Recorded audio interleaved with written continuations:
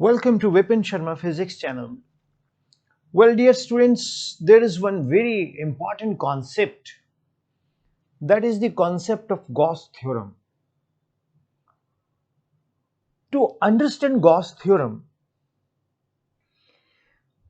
I would like to explain the concept of Gauss theorem, some technical terms which I will be using.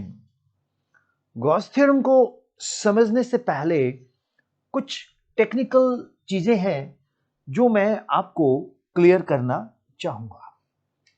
वो technical चीजें क्या हैं?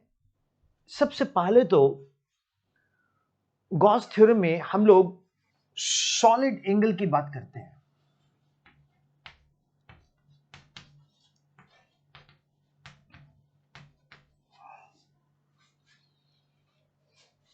ये solid angle है क्या? What is solid angle? Well students, आपको याद होगा, आपने रेडियन एंगल पढ़ा होगा। नहीं तो मैं आपको बताता हूं। ये एक 2 डायमेंशनल सर्कल है, इसकी लेंथ L है, इसका रेडियस R है, ये थीटा है। तो theta is equal to L upon R। इसका यूनिट होता है 1 रेडियन। जब length of arc is equal to radius हो तो 1 रेडियन बोलते हैं। अगर L इक्वल टू R हो तो that theta is equal to 1 radian. Means if L is equal to R, then theta is equal to 1 radian. अब to define solid angle, हम लोग यूज करते हैं टर्म, हम लेते हैं spherical 3 डायमेंशनल बॉडी। जैसे गोलगप्पा देखा आपने, ओके?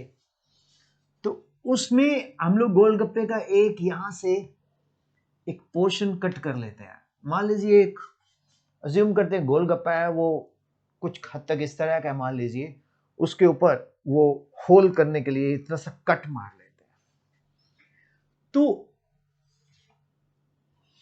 ये एंगल जो बनेगा डी ओमेगा, इसको ओमेगा बोलते हैं। कुछ एक ओमेगा ऐसा भी होता है, ये वाला जो ओमेगा है, ये भी ओमेगा ही कहलाता है। एंड ये सेकेंड अल्फाबेट है ग्रीक का। जैसे इंग्लिश में फर्स्ट अल्फाबेट कैपिटल होता है, एक स्मॉल अल्फाबेट होता है, इसी तरह से ये omega, I don't know whether it is small और कैपिटल, बट ओमेगा है, ठीक? ये वाला जो पोर्शन है ये है small surface area ds, correct? This is a small surface area ds। तो डियर स्टूडेंट्स, ये वाला जो पोर्शन है, इट मेक्स ये एरिया वेक्टर n कैप, ये area vector n dash cap. तो angle between the plane is equal to angle between their normals. Bye definition d omega is equal to ds cos theta upon r square. थोड़ा आप इसमें confuse नहीं होंगे, मैं आपको फिर से दिखाता हूं ये क्या चीज है। मैं इसको rather I will rub it and then I will remake it like this.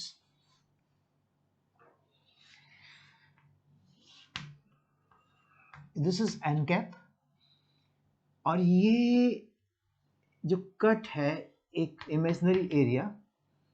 तो इन दोनों एरिया के बीच में जो एंगल बन के आ रहा है वो है थीटा तो n dash cap is perpendicular to ds dash and ये है ds,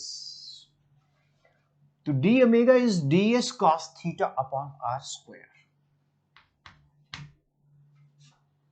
ये इसका डेफिनेशन है। जैसे theta is equal to l upon r, तो d omega is equal to ds cos theta by r square. अगर हम फुल ओमेगा लेते हैं तो ये बन जाएगा ds cos theta upon r square, closed loop integral. Now 1 upon r square is taken common, तो ds cos theta, तो omega is equal to ds cos theta is 4 pi r square upon r square. This gets cancelled, so this is 4 pi st radian. तो solid angle is 4 pi st radian. कोई शक, कोई सवाल? Hope it is clear. Solid angle is 4 pi st radian.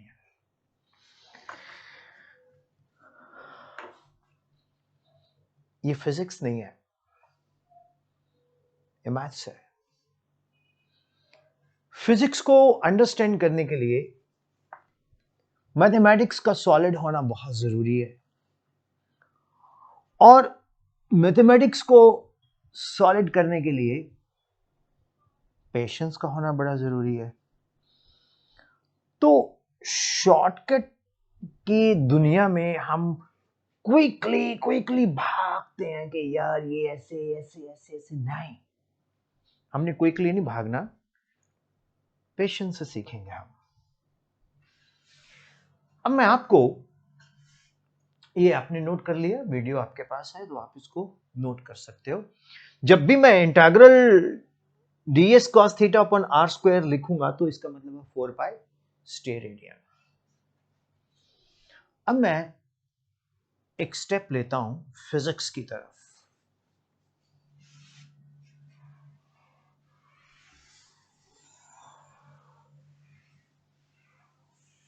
क्योंकि students, दो category के students होते हैं, एक पेशेंस से पढ़ने वाले, एक कम पेशेंस से पढ़ने वाले। तो YouTube का एक बेनिफिट है जिसमें पेशेंस कम है, फास्ट फॉरवर्ड, वो सीखता भी फिर फास्ट फॉरवर्ड में कितना है आपको पता है। अब मैं आपको एक सरफेस के बारे में बताऊंगा जिसका नाम है गॉसियन सरफेस। क्या नाम है? Gaussian surface. बहुत से स्टूडेंट्स पूछते हैं सर ये गॉसियन सरफेस क्या है? Well, Gaussian surface is a clever choice of our thought or perception। मतलब Gaussian surface, any surface which encloses a charge, any surface which encloses a charge is called Gaussian surface. For example, we have a surface which encloses a charge q, so this is a Gaussian surface. इसका shape कैसा हो सकता है? It can be spherical, it can be cuboid,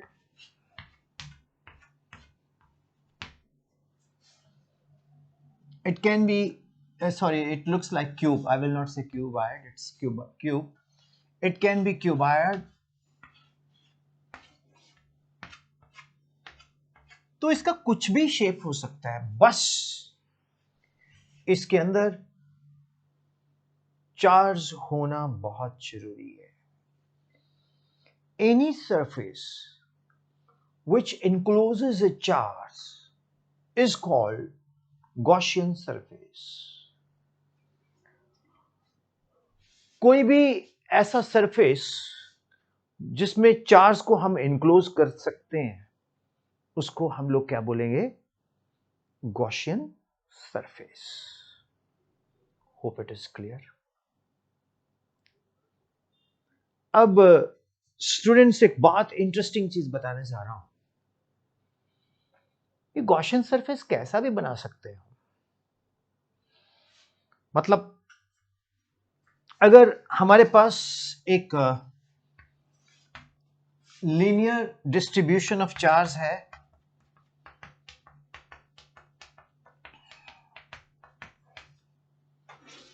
तो Gaussian surface cylindrical हो जाएगा। क्या हो जाएगा? सिलेंड्रिकल।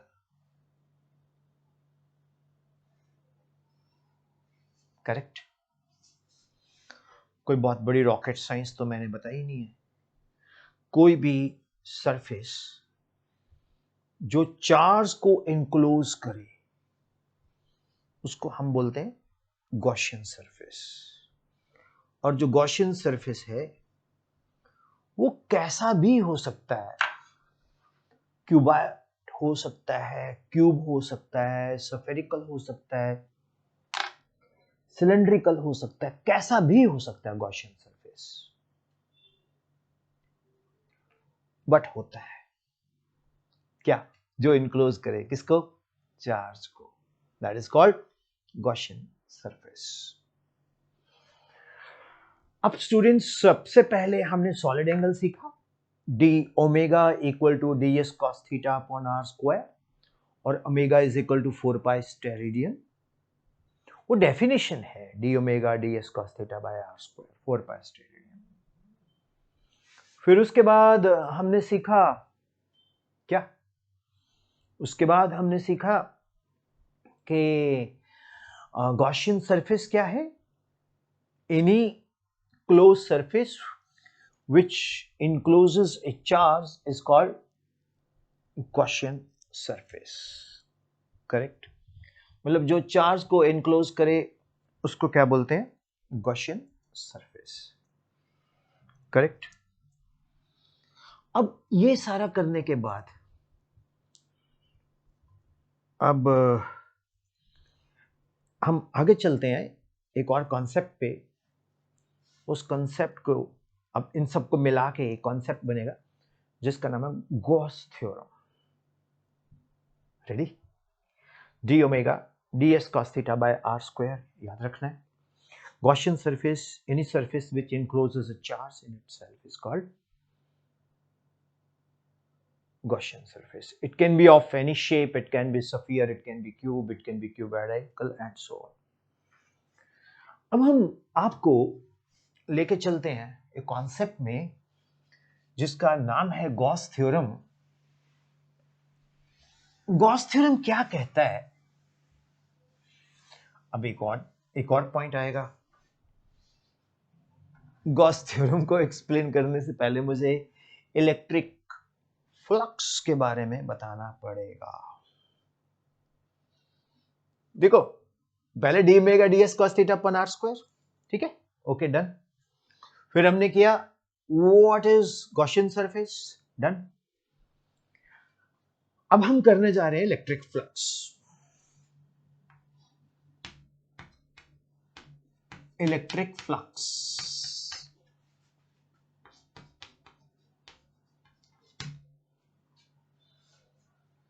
इलेक्ट्रिक फ्लक्स क्या है? The total electric field lines associated with a surface, that is called electric flux. For example, एक मेरे पास ये सरफेस एरिया है ds, तो इस पे जो इलेक्ट्रिक फील्ड लाइंस लग रही हैं, तो D phi E, electric flux को हम लोग फाई ई से रिप्रेजेंट करते हैं, तो D phi is equal to E D S cos theta. अगर हम इसमें देखें तो इसमें कॉस 0 है, अगर हमने कॉस थीटा बनाना है तो ये इलेक्ट्रिक फील्ड लाइंस और ये जो है हम दिखा देते हैं एरिया, तो electric field lines is like this, तो ds area vector is like this is theta, तो d phi e equal to E D S, मतलब ये देखो d phi e is equal to E D S cos theta, और इसको हम लिखेंगे d phi e is equal to e dot ds। तो ये क्या बन गया, this is going to be a dot product of the two, I should call it. One is area vector, small area vector, large area vector is scalar, and other is electric field vector. Is it clear, students? काफी simple approach मैं रख रहा हूं, तो आपको electric flux explain कर दिया मैंने।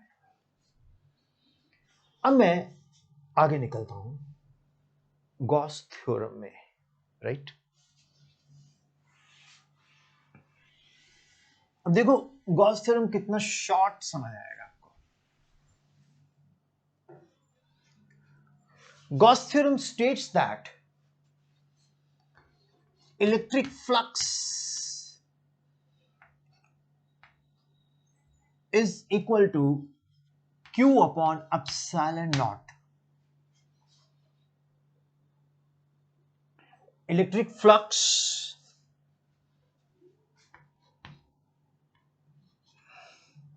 due to a plus Q charge due to a Gaussian surface is Q upon epsilon naught. This is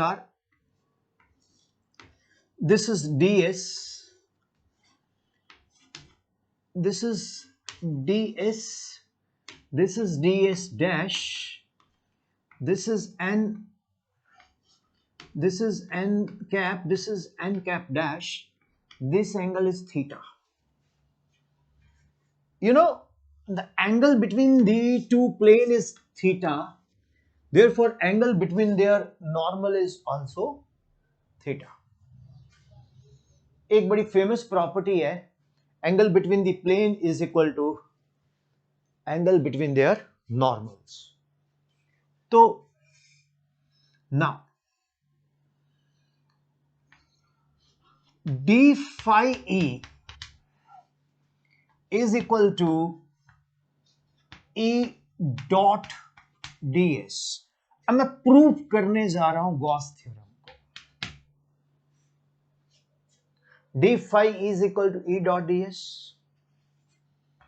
phi e is equal to closed loop integral e ds cos theta.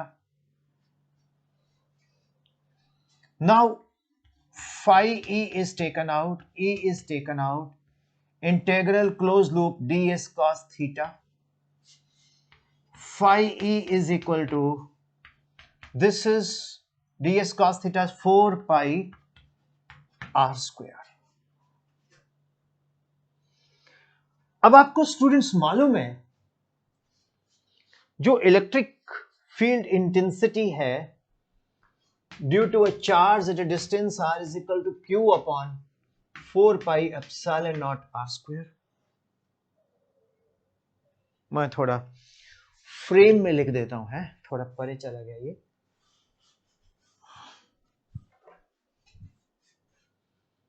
That is E equal to Q upon 4 pi epsilon naught r square.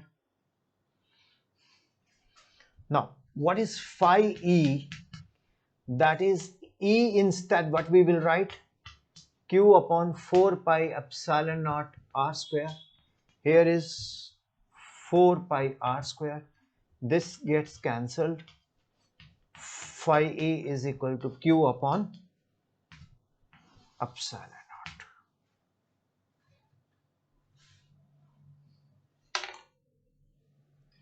So this is the electric flux due to a charge Q enclosed inside a Gaussian surface. Hope it is clear, students. Students, to understand Gauss theorem, सबसे पहले आपने क्या सीखा? सबसे पहले आपने सीखा what is solid angle, d omega ds cos theta upon r square, then omega 4 pi r square. After that हमने सीखा what is Gaussian surface. That is the area enclosed by a charge. That is Gaussian surface, closed surface. It can be of any shape. It can be straight line, cylindrical if it is having distribution over a straight line. And उसके बाद हमने सीखा what is electric flux. Phi is equal to E dot ds. And then हमने सीखा statement of Gauss theorem, phi E equal to Q upon epsilon naught. Proof d phi is equal to E dot ds. ये कहाँ से आया? This is by definition. ठीक है? Then phi E is closed loop integral E ds cos theta. E is taken out, closed loop integral ds cos theta. Now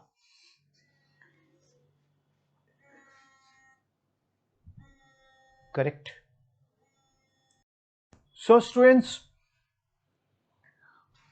phi equal to Q upon epsilon naught, ये है electric flux. अब मैं कुछ ना side tracks डालूंगा based upon electric flux and Gauss theorem. वो काफी helpful होते हैं to handle the conceptuals and short answer type questions. Hope ये गॉस थ्योरम आपको पसंद आई होगी. अच्छा लगा तो share it with friends. And ये एग्जाम में AH आना ही आना है. Thank you. Do put comments over it, how you find it. Thank you.